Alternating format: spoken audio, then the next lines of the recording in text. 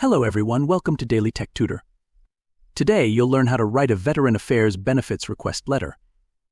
This letter is a formal request submitted to the Department of Veterans Affairs to ask for assistance with benefits such as healthcare, disability compensation, education, or housing support.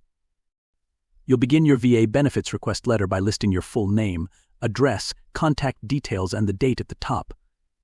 Next, address the letter to the Department of Veterans Affairs, including the regional office's address.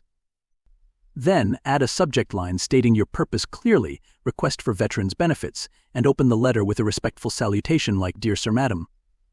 After that, write, "I am writing to formally request consideration for veterans benefits under the Department of Veterans Affairs.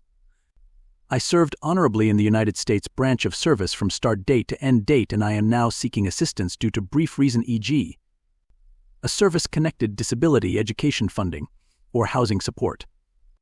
I have enclosed copies of my discharge papers, medical records, and other supporting documentation to facilitate the review of my claim.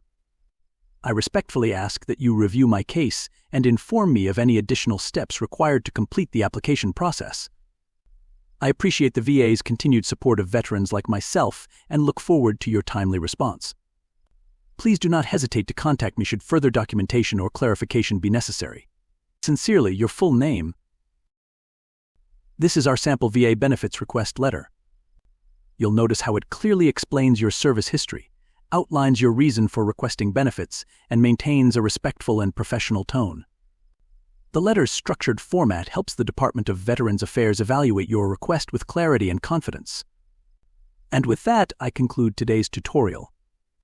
If you found it helpful, please like and subscribe for more tips on writing clear and effective official letters.